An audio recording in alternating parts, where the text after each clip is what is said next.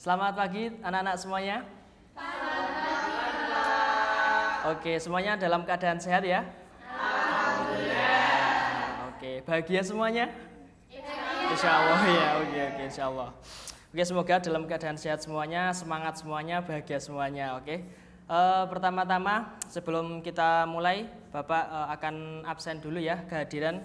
Sepertinya hadir semua atau ada yang nggak hadir ini? Hadir semua ya, oke. Oke.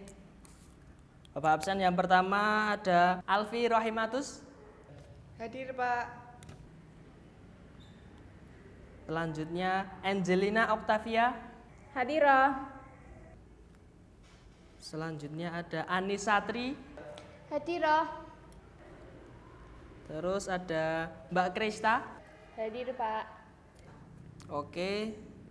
Terus ada Nur Aini. Hadirah. Baik, hadir. Yang selanjutnya ada Nurul Arifia. Hadir, Pak. Ya, oke. Yang selanjutnya ada Mas Sugianto. Hadir, Pak. Selanjutnya ada Mbak Siti Mutmainah. Hadir, Pak. Oke, yang terakhir ada Mbak Vina Husnul. Hadir, Pak. Ya, oke. Alhamdulillah hadir semuanya ya. Bisa mengikuti pembelajaran pada pagi hari ini. Baik, barusan sudah Bapak absen. Alhamdulillah semuanya hadir. Setelah ini akan segera dimulai pembelajarannya. Jadi sembari Bapak menyiapkan apa yang nanti akan dipelajari, mulai dari materi dan selain-lainnya, mungkin ketua kelas bisa langsung memimpin doa dulu ya. Silakan Mas Sugianto, ketua kelasnya. Di tempat duduk siap, gerak, berdoa, mulai.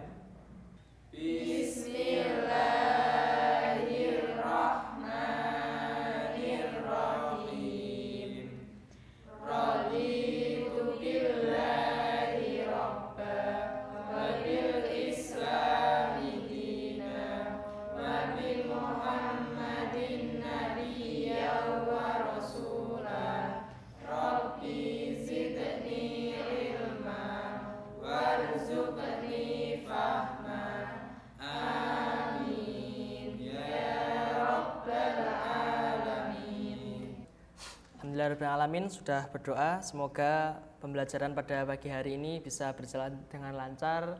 Apa yang kita pelajari semoga membawa manfaat dan nantinya anak-anak semuanya bisa menerapkan apa yang sudah kalian pelajari pada pertemuan kali ini.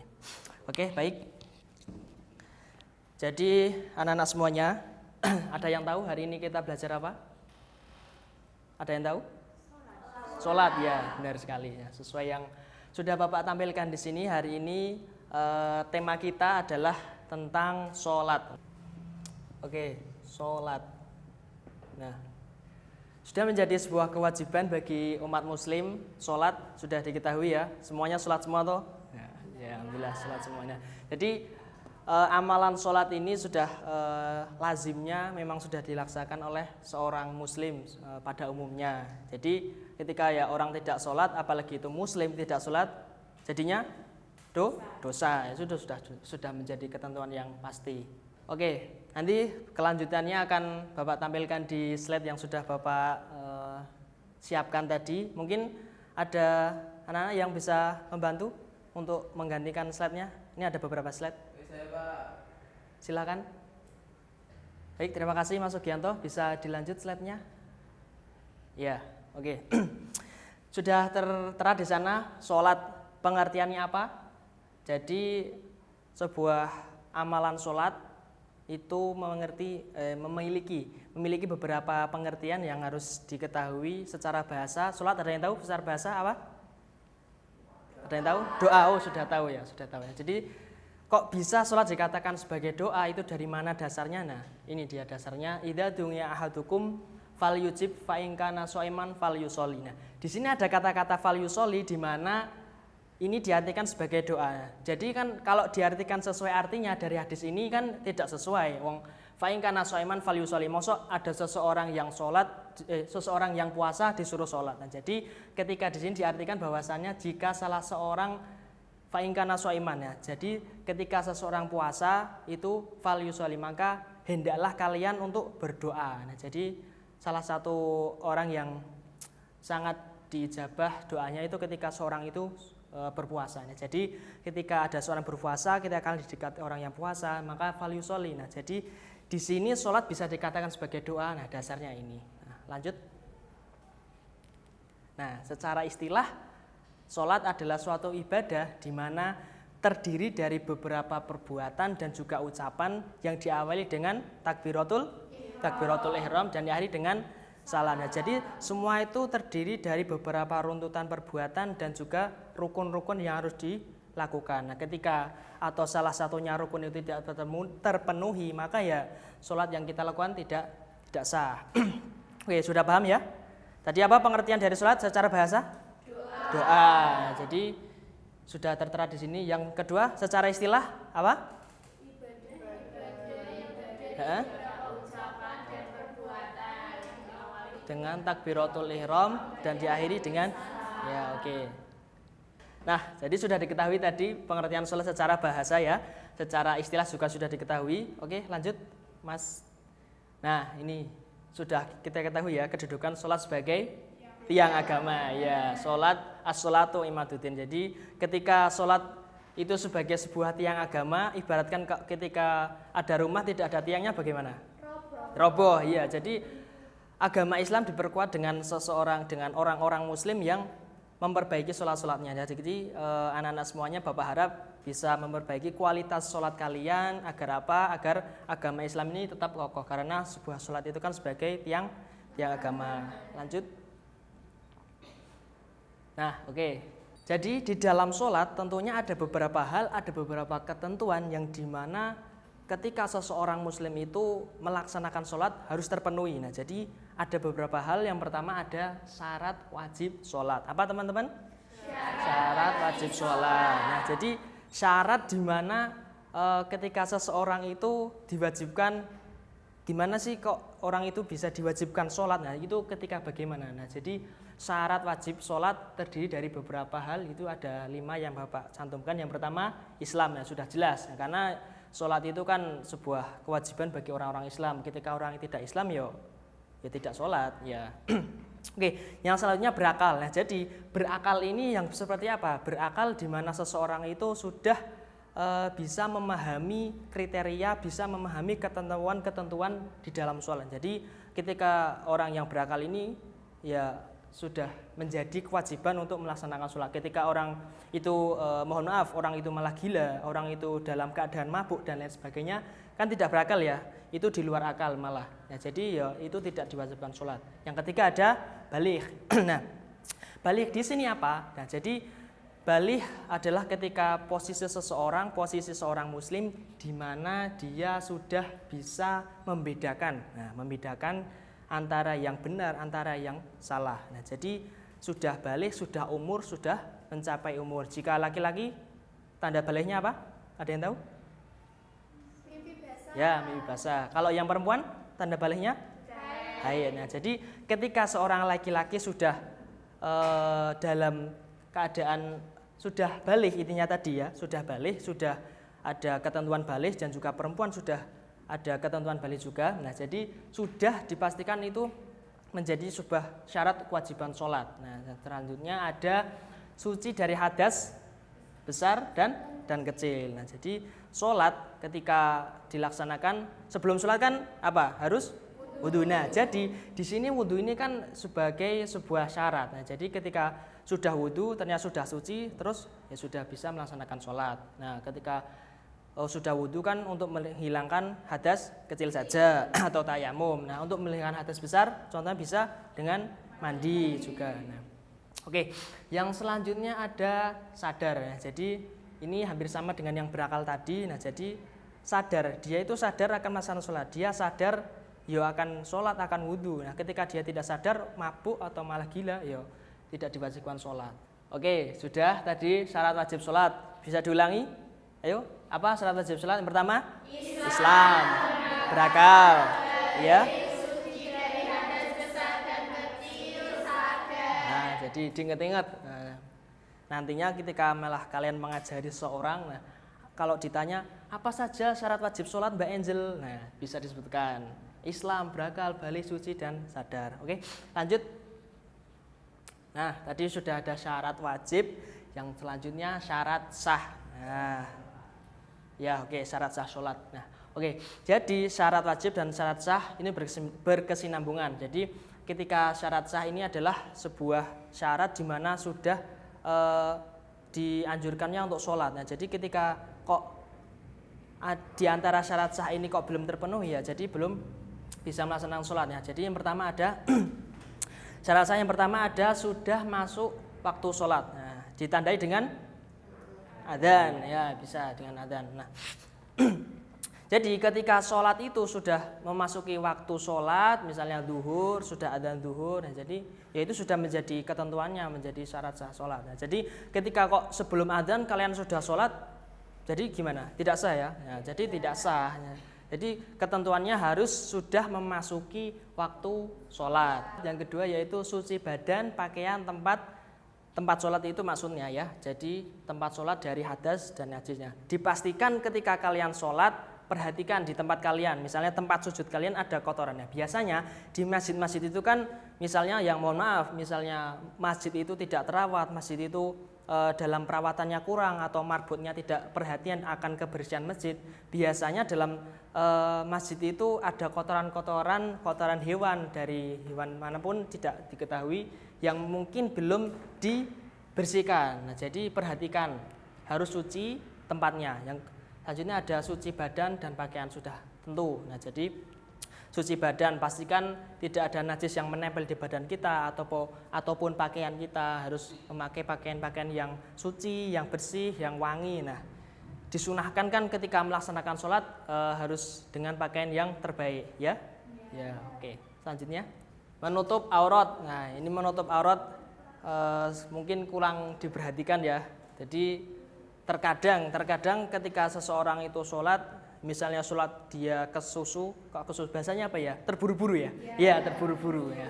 Terburu-buru, tergesa-gesa, misalnya mau akan melaksanakan sesuatu, terus dia sholatnya terburu-buru, akhirnya aurat yang harusnya ditutupi tidak tertutupi. Nah, jadi batas aurat untuk laki-laki dari pusar hingga ya lutut. Nah, kalau yang perempuan seluruh badan kecuali, nah itu bisa menjadi sebuah bahan perhatian ya ketika sholat, apakah aurat kalian masih terbuka atau bagaimana dan lain sebagainya, harus perhatikan karena itu adalah sebuah menjadi syarat sah sholat. Nah, yang selanjutnya ada menghadap kiblat. Nah, jadi sudah tentu kiblat kita di Ka'bah yang ada di Mekah. Nah, jadi kalau menurut mazhab Syafi'i ya, mazhab umumnya yang ada di Indonesia, wajah kita ketika sholat itu benar-benar harus menghadap, harus presisi, harus lurus, benar-benar menghadap ke Ka'bah. Nah, ketika tidak menghadap ke Ka'bah, itu menceng sedikit pun itu sudah menjadi tidak sahnya sholat. Nah, nah solusinya apa? Solusinya ada mazhab lain yang mengatakan bahwasanya yang penting arah kita ke Ka'bah. Nah, walaupun sisi mana Ka'bah pun itu sudah menjadi sah sholatnya, itu mazhab Hanafi. Nah, akan tetapi ketika mazhab Syafi'i, wajah kita itu yang depan sini harus benar-benar presisi. Ketika mazhab Hanafi mengatakan intinya bagian depan ini, bagian tubuh kita yang depan sudah menghadap ke Ka'bah, walaupun itu tidak misalnya bahasanya melenceng sedikit, itu tidak masalah, berbeda dengan mazhab Syafi'i tadi ya. Oke, tadi sudah ada syarat wajib, syarat sah. Siapa yang mengulangi syarat sah? Yuk. Syarat sah apa tadi yang pertama? Ayo, ingat tidak? Ngantuk nggak memperhatikan ini. Yang pertama apa tadi?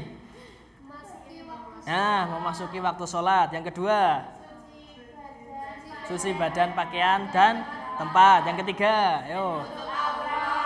Yang keempat. Nah, itu diingat-ingat ya, diperhatikan. Oke. Sudah syarat wajib, syarat sah, terus apa lagi? Rukun sholat. Nah, rukun sholat, ada yang tahu ada berapa? Banyak itu berapa? 13. Dari mana kok tahu 13? Ngitung, oh iya ngitung. Oke. Jadi rukun sholat ini secara singkatnya ada 13, tapi kalau dalam beberapa kitab yang dikaji dalam pondok pesantren ada yang mengatakan 15, ada yang mengatakan 16. Nah, ini secara ringkasnya. Nah, jadi yang pertama rukun sholat niat. Nah, jadi sebuah perbuatan tentunya harus didasari dengan niat. Nah, yang pertama niat, niat sholat. Nah, yo, siapa yang mau mempraktekkan niat sholat? Niat sholat. Siapa yang mau? Saya, Pak. Oke, Mbak Mutmainah mau mempraktekkan niat apa? Niat sholat maghrib. Ya, mari coba. Yuk. Bismillahirrahmanirrahim. Usolli fardal maghribi thalatha raka'atin mustaqbilal qiblati imaman lillahi ta'ala. Nah, tadi sudah disampaikan Mbak Mutmainah bahwasanya niat sholat maghrib ya. Jadi tadi dikatakan bahwasanya ada imamah. Nah, itu adalah sebuah kondisi ketika seorang sholat pada posisi imam. Nah, jadi ketika menjadi makmum misalnya, yang dirubah gimana jadinya? Nah, itu menjadi makmum. Nah, untuk misalnya sendirian terus rubahnya jadinya? Nah, itu bisa diperhatikan kalian posisinya sebagai apa? Jadi imamkah, jadi makmumkah, jadi tidak imam atau makmum, sholat sendiriankah? Nah, selanjutnya yaitu rukun sholat ada takbiratul ihram. Nah, sudah diketahui ya takbiratul ihram, batasnya sampai mana? Daun telinga ya. Kalau yang laki-laki ya. Kalau yang perempuan? Ayo. Nah, sejajar dengan dada. Oke, yang selanjutnya berdiri bagi yang mampu. Nah, ketika tidak mampu bisa dengan duduk, bisa dengan tidur. Kalau toh misalnya sudah benar-benar tidak mampu bisa dengan isyarat saja. Terus selanjutnya ada membaca surah Al-Fatihah, terus ruku, iktidal, dua kali sujud, maksudnya duduk di antara dua sujud, terus membaca tasyahud, duduk iftirashi ketika tasyahud, yang selanjutnya membaca sholawat, salam dan tertib. Oke, selanjutnya akan segera dipraktekkan ini. Siapa yang mau? Oh, sekalian aja Mas Sugianto ya, yang sudah di depan. Oke, ya. Bisa mendekat sedikit sini ya. Akan mempraktekkan bagaimana gerakan-gerakan rukun sholat. Nah, oke, silakan. Yuk. Oke, yang pertama niat dibarengi dengan takbiratul ihram. Oke.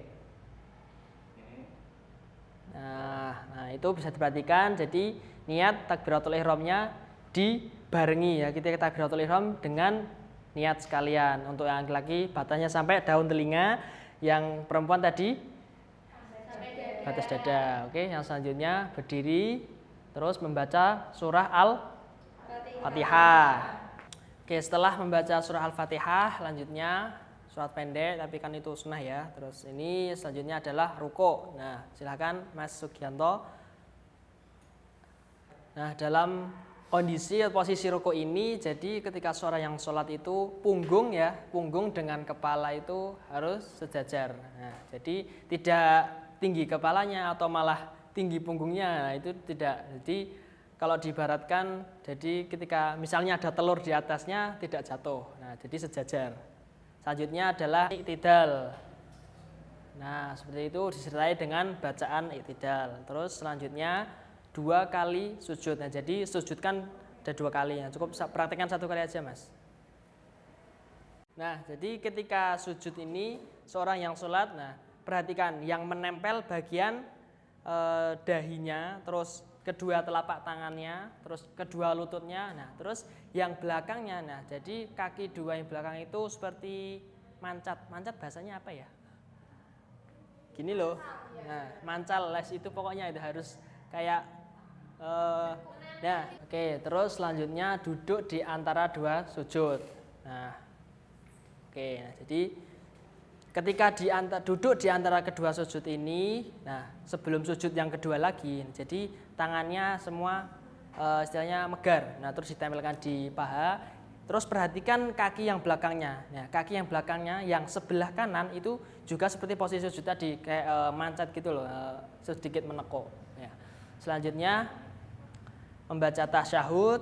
Nah, seperti biasa sholat, terus duduk iftirashi. Nah, duduk iftirashi kan juga seperti duduk di antara dua sujud ini sama. Nah, posisinya hanya saja ketika duduk iftirosi ketika tasyahud ini ada membaca yang namanya tahiyat awal, terus membaca sholawat dalam tahiyat itu, terus yang sebelum terakhir ada salam. Nah, selanjutnya salam. Nah, ketika salam, perhatikan ketika salam ini usahakan orang yang misalnya jamaah di belakangnya itu bisa melihat pipi kita, jadi benar-benar lurus. Nah, terus salam satunya. Nah, sudah.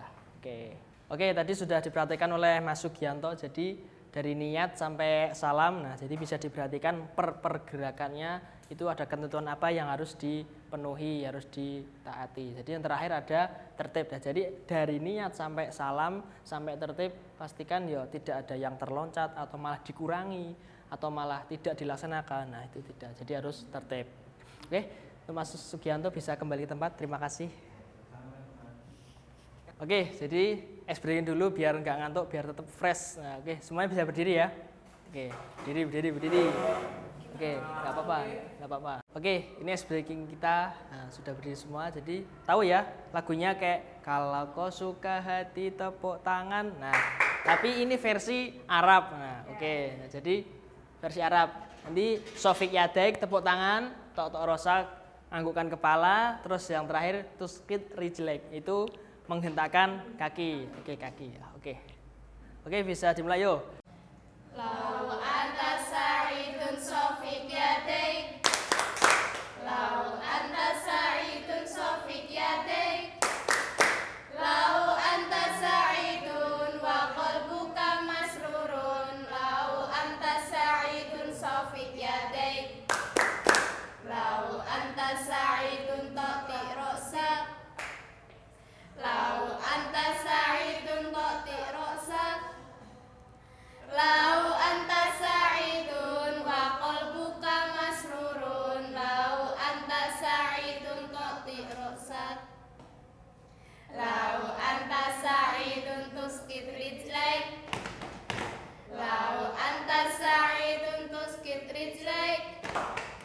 Lau anta sa'idun wa qalbuka masrurun. Lau anta sa'idun tuskit rijlaik. Oke, sudah. Silakan untuk duduk kembali ya.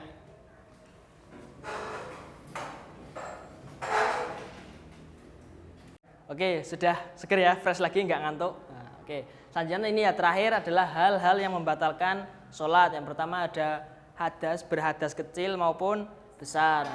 Terus terbuka auratnya tadi seperti yang di depan tadi. Terus terdapat najis di badannya, ini sama yang tadi. Terus makan dan minum, jelas ketika makan dan minum ya sholatnya tidak sah. Terus menghadap kiblat, terus bergerak lebih dari 3 kali. Nah, ini yang sering terjadi di kalangan orang-orang misalnya yang gerakannya itu sudah 3 kali tidak disadari. Nah, terus yang selanjutnya ada mengurangi rukun sholat. Nah, tadi harus runtut ya, rukunnya tidak boleh dikurangi atau malah menambah. Terus yang terakhir ada memiliki niat membatalkan sholat. Nah, ketika terbesit niat saja untuk membatalkan sholat ya sudah dipastikan sholat itu batal. Nah, oke, sudah paham semuanya ya. Tadi yang pertama ada syarat wajib, terus syarat sah, terus rukun, terus yang terakhir hal yang membatalkan sholat. Nah, jadi keempat hal ini berkesinambungan. Jadi harus benar-benar diperhatikan ketika kalian melaksanakan sholat, harus benar-benar terpenuhi. Oke, paham semuanya ya anak-anak? Paham. Oke. Nah, dari Kak Cera. Yuk. Lanjut, terakhir.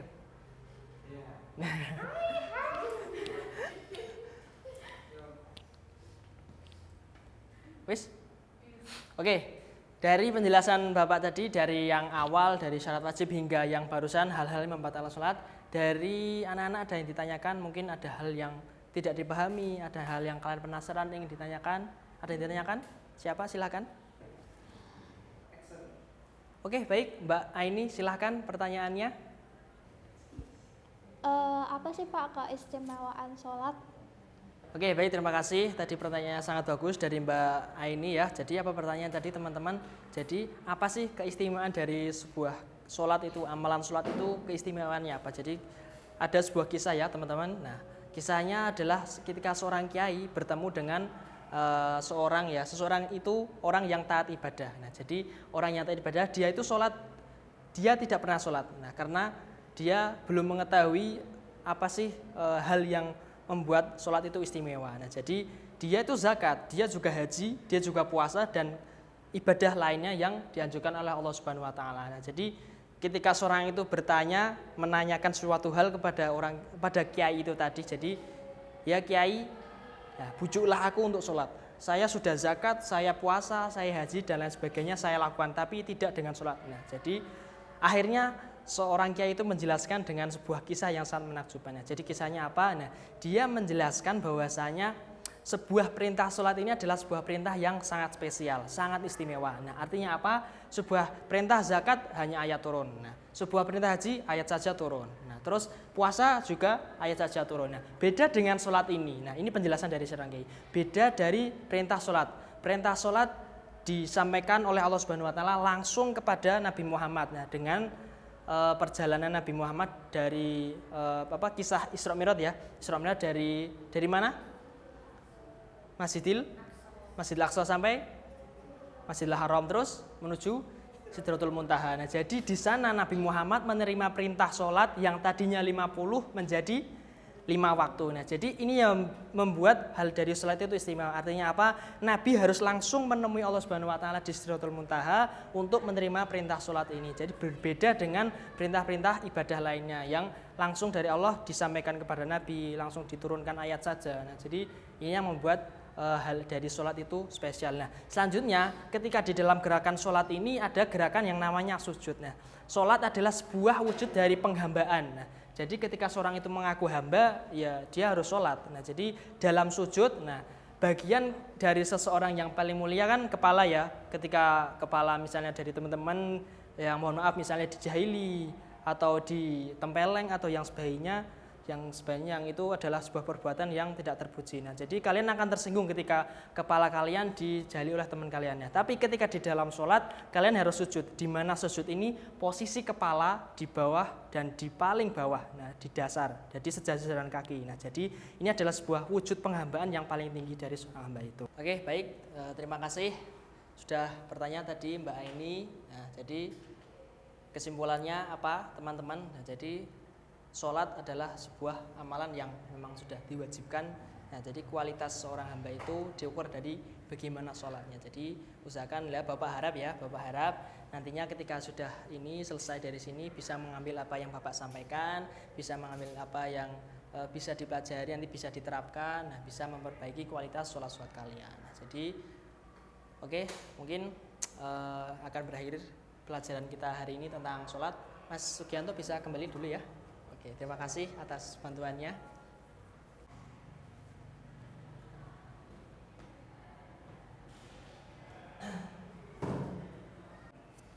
Izin menanggapi Pak, tadi itu yang benar Masjidil Aqsa langsung ke langit, bukan Masjidil Aqsa ke Masjidil Haram baru ke langit.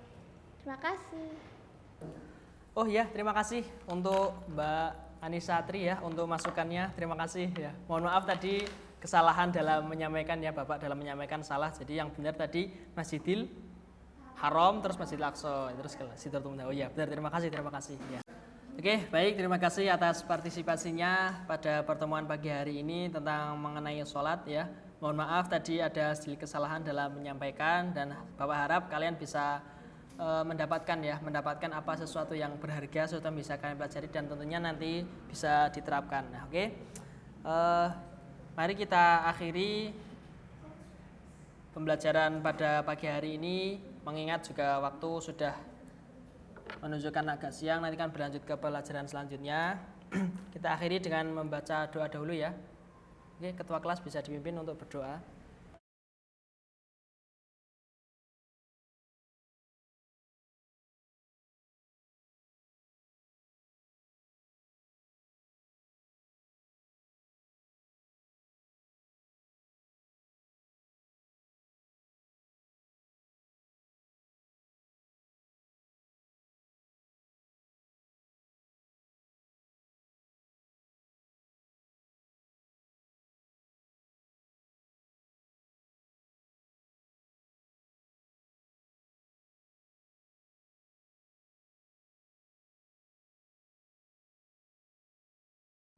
Alhamdulillah, terima kasih, dan akhirnya sudah berakhir pelajaran kali ini.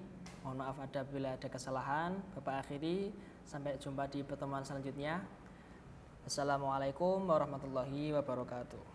Waalaikumsalam.